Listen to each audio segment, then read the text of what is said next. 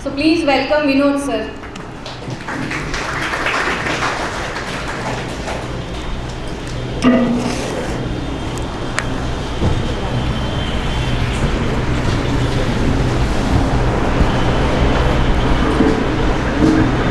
मेरे सभी साथियों और सभी बच्चों को मेरा नमस्कार। आपके CHSL के एग्ज़ाम चल रहे हैं, कितने लोगों को पता है? हाथ खड़े करो भाई जिनको भी पता है। और कौन कौन उसमें अपीयर होने जा रहा है या हो चुका है? देखो, जो आप लोग बच्चे CHSL के एग्ज़ाम दे के आ रहे हैं, बच्चों की कुछ क्वेरीज है, उसके बारे में चर्चा करते हैं। सबसे पहले क्वेरीज तो यही है कि भाई हम जब रूम पे बैठ के क्वेश्चन को कर रहे थे हमें आ रहा था, लाइब्रेरी में बैठ के कर रहे थे हमें आ रहा था, लेकिन एग्ज़ाम में वो नहीं आ पा रहा था या हम भूल गए थे, बीच में कहीं फंस गए थे। ये सबके साथ ऐसा होता है। जब एग्ज़ाम में आप जाते हो तो वहाँ पर आपको भूल जाते हो या कॉन्फिडेंस उतना नहीं हो पाता है, और वो कॉन्फिडेंस बिल्डअप करने के लिए आपका ST यहाँ पे करवाया जाता है। ST का मतलब क्या है? बैठने की क्षमता, क्वेश्चन का एनालिसिस करने की क्षमता, उसको सोचने की क्षमता कि जो क्वेश्चन आपका रूम पे बैठकर हो रहा था वो क्या आप एग्ज़ाम में बैठ के कर सकते हैं, उस माइंड सेट के साथ उसको कर सकते हैं। तो पहली बात तो यही है कि रिवीजन के साथ आप उसकी प्रैक्टिस करके आओ और बार बार प्रैक्टिस करके आओ। कल की मैं आपको बात बताता हूँ कि कल एक मूवी आई हुई है, कल की मूवी आई हुई है, कितने लोगों ने देख ली है? अच्छा, एक लड़का मेरे रूम में जिसकी उम्र लगभग 18 साल है, उसको कल की मूवी समझ में नहीं आई। क्यों नहीं समझ में आई? उसका बेस क्लियर है, उसको महाभारत के बारे में नहीं पता, बैकग्राउंड स्ट्रॉन्ग है। कई बार हम क्या करते हैं कि बेस क्लियर नहीं करते हैं, ऊपर ऊपर से चीज़ों को पढ़ जाते हैं, और एग्जाम में जब क्वेश्चन आते हैं तो वहाँ पर हम फंस जाते हैं। सबसे पहली चीज़ है बेस क्लियर करना। जिसको महाभारत का थोड़ा बहुत आइडिया है, अश्वत्थामा कौन था, सुमति कौन थी, कर्ण कौन था, अर्जुन कौन था, गांडीव क्या होता था, उसको कल की मूवी अच्छे से समझ में आई होगी। लेकिन उस बच्चे को नहीं समझ में आई होगी जिसका बेस क्लियर नहीं होगा, जिसने चीज़ों को सही तरीके से क्लास में नहीं पढ़ा होगा, ऊपर ऊपर से पढ़ के चला गया होगा। दूसरी सबसे बड़ी क्वेरी है, करंट अफेयर के क्वेश्चन नहीं होते। अखबार सभी लोग लेके जाते हैं और मंथली मैगजीन भी मिलती है। क्या आप खुद सोच के बताना, क्या वाकई आप उसको घर पे जाके पढ़ते हो? शायद नहीं पढ़ते हो। शुरुआत में सबको ऐसा लगता है कि करंट अफेयर नाम का कोई सब्जेक्ट होता नहीं है, लास्ट टाइम में हम इसको कर लेंगे, अचानक जब 15-20 दिन बचेंगे या महीना बचेगा तब इसको आराम से कंप्लीट कर लेंगे। ऐसा होता नहीं है, मैं आपको बता देता हूँ। लास्ट टाइम में जब महीना 2 महीना बचता है तो अफरा तफरी बहुत ज़्यादा होती है, रिवीजन करने के लिए काफ़ी चीज़ें होती है, आपके पास बहुत बड़ा सिलेबस हो जाता है, तो आप किसी पर्टिकुलर चीज़ को बैठकर सही तरीके से उस वक्त नहीं पढ़ सकते हैं। आप केवल और केवल रिवाइज कर सकते हैं। तो यदि आपने अखबार को सही तरीके से डेली पढ़ा होगा, चाहे पहला ही पेज पढ़ा हो, या मैगजीन को एक बार महीने में गलती से देख लिया होगा, तो लास्ट टाइम में आप उसको रिलेट कर पाओगे, अचानक से 15-20 दिन में रिवीजन कर पाओगे और आराम से आपका करंट अफेयर का स्कोर बढ़ जाएगा। मैं ये नहीं कह रहा कि करंट अफेयर में 25 में से 25 ही क्वेश्चन आप करके आते हैं। मैथ और रीजनिंग में आपको पता है कि कॉन्सेप्चुअल चीज़ें होती है, कॉन्सेप्ट अगर स्ट्रॉन्ग है तो सारे के सारे क्वेश्चन होना स्वाभाविक है। लेकिन जीके एक ऐसा सब्जेक्ट है जिसमें चीज़ पता है तो क्वेश्चन होगा और नहीं पता है तो नहीं होगा, चाहे मैं हूँ चाहे आप हो, ये फैक्ट बात है। लेकिन फिर भी 15+ क्वेश्चन हमें करने ही चाहिए ताकि हम सिलेक्शन ले पाएँ। 15+ जिसके भी जीके में क्वेश्चन होते हैं वो आराम से सिलेक्शन ले जाता है। लगभग एक एवरेज बच्चे के या अच्छे बच्चे के भी 15 से ज़्यादा क्वेश्चन होते हैं, अच्छे मार्क्स आने लगते हैं। तो करंट अफेयर पे ध्यान दो भाई, 25 में से 5 क्वेश्चन करंट अफेयर के आते हैं। आप जीके में केवल और केवल सब्जेक्ट पढ़ के ही ये सोचते हो कि हमारे नंबर आ जाएंगे, नहीं आ पाएंगे। स्टैटिक पे भी ध्यान देना है, 25 में से 5 क्वेश्चन स्टैटिक के और 5 क्वेश्चन करंट अफेयर के आपको करने हैं। तीसरी जो सबसे बड़ी क्वेरी है वो क्वेरी है कि सर हम जब क्लास में आते हैं तो हमें चीज़ें समझ में आने लगती है, और जब लाइब्रेरी में या रूम पे जाके उसको रिवाइज करते हैं, पढ़ने बैठते हैं तो हमें चीज़ समझ में नहीं आती है।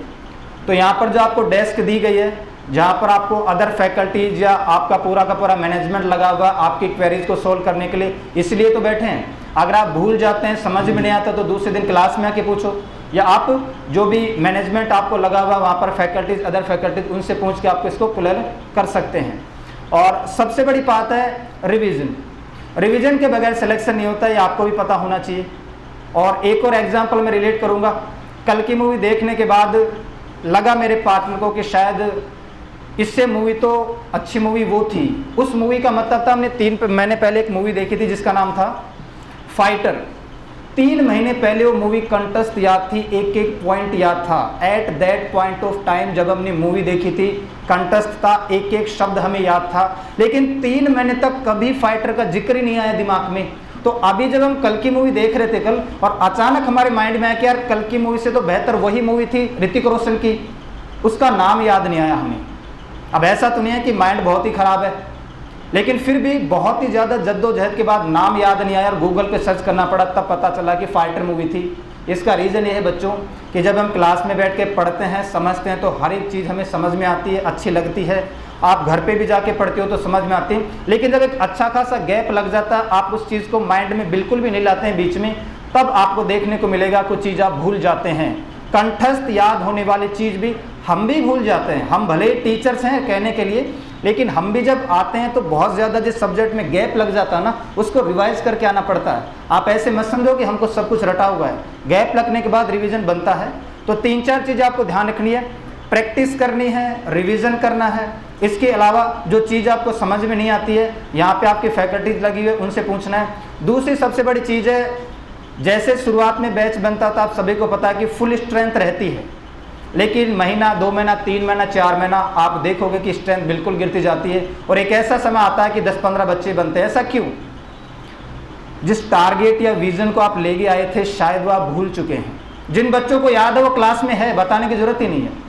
और जो बच्चा भूल चुका है कि किस टारगेट से आया था, किस विजन से आया था, अपना सपना पूरा करना है, माँ बाप का सपना पूरा करना है, एक अच्छी ज़िंदगी जीनी है, अपने बच्चों का भविष्य सुधारना है, 2 दिन बाद जो हमारे साथ में हमारी वाइफ आएगी उसकी आवश्यकताओं की पूर्ति करनी है, बहुत सारे आपके सपने हो सकते हैं। तो शुरुआत में आप जब ऐसा सोच के आते हैं तो बार बार उन चीज़ों को आपको माइंड में रिवाइज करना है कि मैं क्लास से बंक मार क्यों रहा हूँ, मैं क्लास में आ क्यों नहीं रहा, मैं इधर उधर घूम क्यों रहा हूँ, शायद मैं जो चीज़ सोच के आया था वो मैं भूल चुका हूँ। तो उसको बार बार रिवाइज करना भी जरूरी है बेटा। आप किस मकसद से आए हैं, मकसद यदि आपको नहीं पता है तो फिर आपको क्लास में आप होना भी ना होना, इससे भी कोई मतलब नहीं है। जैसे सभी अब सर ने अभी बताया, प्रेजेंट होना कोई बड़ी बात नहीं है, समर्पित होना बड़ी बात है। आप समर्पित हो अपने आप के लिए। अरे 6 महीने या 1 साल ही तो मांग रहे हैं, पूरी ज़िंदगी थोड़ी मांग रहे हैं। 6 महीने या 1 साल डेडिकेशन के साथ दे दोगे तो आपकी सारी की सारी आवश्यकताएं, सारा का सारा विजन, सारा का सारा लक्ष्य पूरा हो जाएगा, एक अच्छी ज़िंदगी जी पाओगे। ज़िंदगी तो सभी जिएंगे, जो कांटा चौराहे पे आके काम कर रहा है वो भी ज़िंदगी जी रहा है, 2 वक्त का खाना तो वो भी खा रहा है, 2 वक्त का खाना तो हम भी खा रहे हैं, 2 वक्त का खाना तो मुकेश अंबानी भी खा रहा है। खाने में और जीने में फ़र्क है शायद, है ना? और उस फ़र्क को ही बराबर करने के लिए आप यहाँ पर मौजूद हो। जो भी आपका विजन है, टारगेट है, उसको याद रखो। और मैं हर बार क्लास में ही बोलता हूँ कि शुरुआत में जब हम जोश जोश में एडमिशन लेते हैं तो चलो गवर्नमेंट जॉब की तैयारी करते हैं, इतना भी आसान नहीं है गवर्नमेंट जॉब की तैयारी करना। अगर इतना ही आसान होता तो हर एक बच्चे का सिलेक्शन हो जाता। भीड़ तो करोड़ों की है, लेकिन कुछ गिने चुने बच्चों को ही सिलेक्शन मिलता है। इसका मतलब ये है कि उनका विजन, उनका टारगेट, उनका लक्ष्य जो बनना चाहते हैं उनको अंत समय तक याद रहता है। जिसको अपना लक्ष्य अंत समय तक याद रहता है वो अंत में एग्जाम निकाल भी लेता है।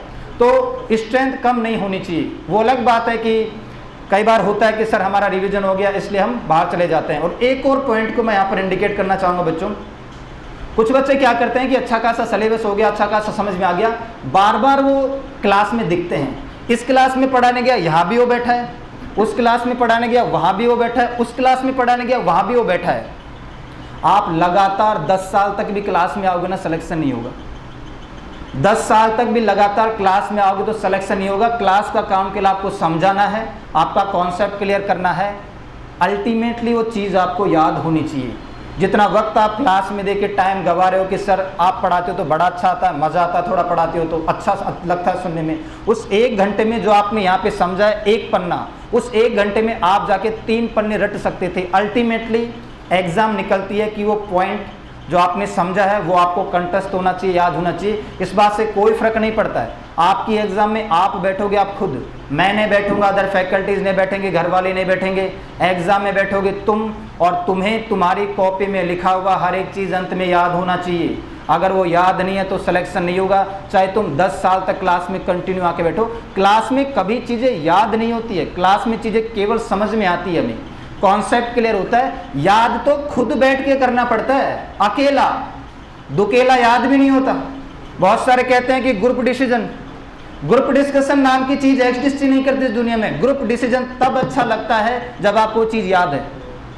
आपको चीज़ याद है तब आपको ग्रुप डिसीजन अच्छा लगेगा। अगर आपको याद नहीं है वो चीज़ तो ग्रुप डिसीजन के कोई मायने नहीं है, आप मुंह फैलाते रहोगे, इधर उधर की फालतू बातें करोगे। तो ग्रुप डिसीजन करना अच्छा है यदि आपको चीज़ याद है, आपने पढ़ रखी है, तब उसका एक अच्छा रिजल्ट निकल सकता है। वरना चीज़ याद नहीं है, केवल ग्रुप में बैठ के पढ़ोगे तो फिर गदला मचेगी, ये आप भी जानते हैं, रबड़ी बन जाएगी, खिचड़ी बन जाएगी, कुछ नहीं होगा। याद अकेले इंसान को अकेला बैठ के करना पड़ता है, मनन करना पड़ता है, बार बार चीज़ों को रिवाइज करना पड़ता है, ये फैक्ट है। मैं बता रहा हूँ, क्लास एक तरफ है, चीज़ें एक तरफ है, पढ़ाई लिखाई एक तरफ है, अंत में वो चीज़ आपको याद होनी चाहिए। अगर याद नहीं है तो एग्जाम नहीं निकलेगी, बाकी सब फालतू बात है।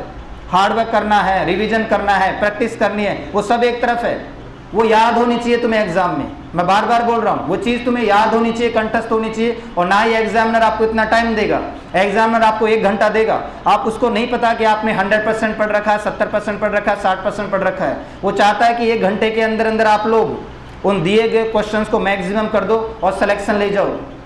आपके माइंड में कितना कचरा भरा है, नहीं भरा है, आपको कोई पॉलिटी की पूरी लक्ष्मीकांत रटी हुई है, नहीं रटी हुई है, मैथ को आप पूरा का पूरा मैथ हटावा से कोई मतलब नहीं है। उस 1 घंटे के अंदर जो क्वेश्चन आपको दिए गए हैं, उन क्वेश्चन को तुरंत क्लिक कर पाते हैं, उनको कर पाते हैं, बस वही सिलेक्शन आपको दे जाएगा। तो बहुत सारी चीज़ें बताने को लेकर मैं ज़्यादा टाइम नहीं लूँगा। सबसे पहली बात, टारगेट और विजन याद होना चाहिए। आप लोग क्यों आए थे क्लास में, अगर आप उसको भूल जाते हैं, क्लास बंक करते हैं, उसी दिन से समझ लेना, फिर दूसरे दिन क्लास में आना ही नहीं है, सिलेक्शन नहीं होगा।